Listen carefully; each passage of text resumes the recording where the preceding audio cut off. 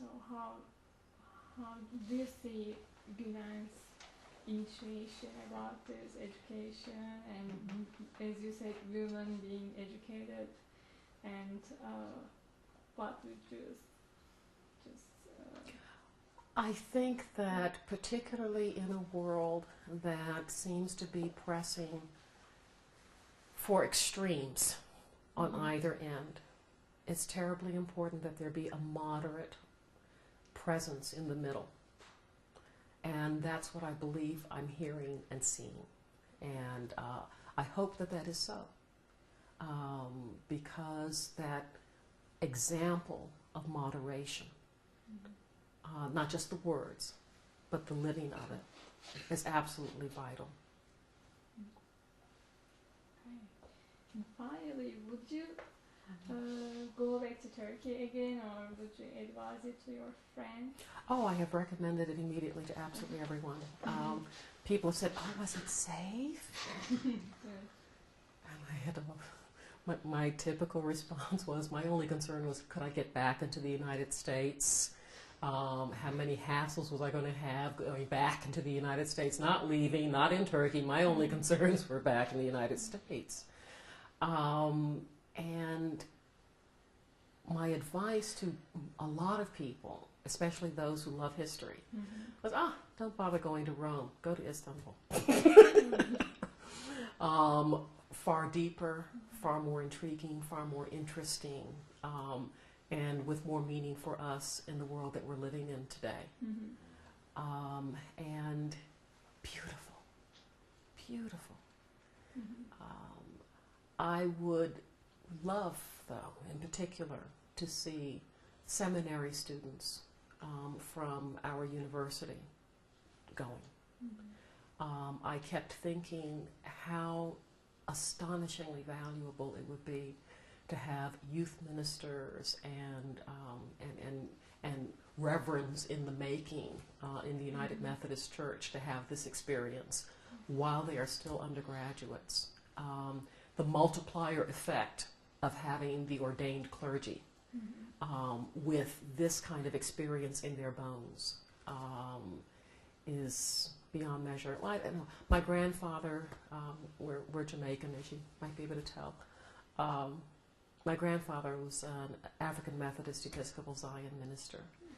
And I think about the impact that his ministry had over the decades. And I sometimes imagine what it must have been like when Reverend Sam went to heaven.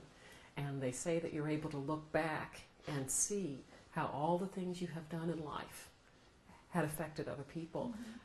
Grandpa died in the 1970s. I suspect he's still looking back on all of the impacts. And I keep thinking that for every person, especially who has a ministry, an official, ministry, although all of us have a ministry, think of the impact that it would have if they had been able to have this kind of trip too, especially before their prejudices get locked in too hard. Right. Is there anything special or any story that you want to share us beyond this question? I think it would probably be two things. One would be the Mosque of Suleiman the Magnificent. I just wanted to see his mosque, period. I mean, this was Suleiman the Magnificent. This is the great figure of the Middle Ages, as far as I'm concerned. And actually, of all the mosques, I was most moved by his because of the simplicity, the clarity. And it was something that moved me to a point where I was thinking, yes, I would love to understand enough Arabic so I could begin to grasp the calligraphy.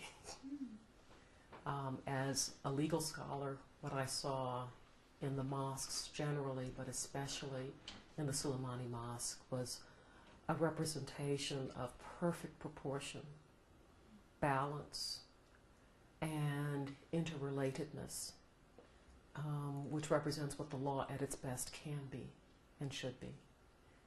And I found myself thinking back to last summer in Granada, where I was able to just use an illustration of the calligraphies with some of my law students, and some of them actually got it.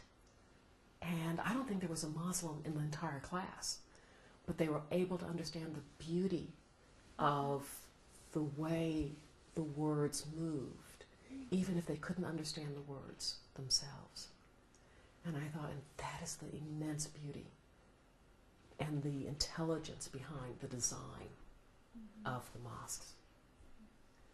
And the other was the Myrrh tree in Izmir. It had said in the tour guide that this is the city of myrrh, Smyrna, the city of myrrh. And I love herbs and oils. And so, okay, show me myrrh. I want myrrh. And our guide kept looking for a myrrh tree. I didn't even realize myrrh was a tree. I thought it was a bush. Okay.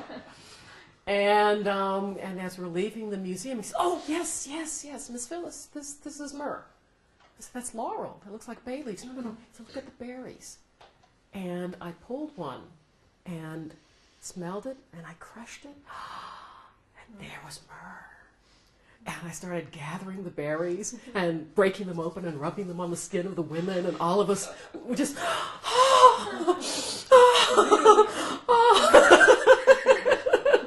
all of us were just so, I mean, we were transported. And there is something very deep and very special about being so close to something that you have read about and known as precious your entire life, and then to just walk outside the door and there it is, and to realize that what's precious and special is with you all the time. One more thing is about the Gulen and the movement. What kind of contribution they put on the interfaith dialogue in the world? I think actually that the most important contribution that I have seen that the Gulen Movement makes to interfaith dialogue is the examples of the people who are a part of it. As somebody else had said, and she didn't give me permission to use her name, but she's on these tapes. Her whole life long, she had heard about how good Christians were supposed to be generous and sharing and do unto others as you would have them do unto you, etc. But the first time she actually saw people doing it was among the Gulen. And in particular, the generosity and the willingness to make your priorities in how you live your life in sync with the principles that you espouse. There was a tremendous investment in terms of time, energy, and money made by people for this to happen. I've put together trips like this for people from other countries with United States State Department money and other entities. But I have never been a part of an experience funded through private donations. I was hugely impressed by the civic spirit of the business people who invested in this. And I kept wondering, what is it about these people and the message that they would give like this and without attribution? You know, there were no plaques. You know, there was no advertising. This was quiet, very appropriate giving.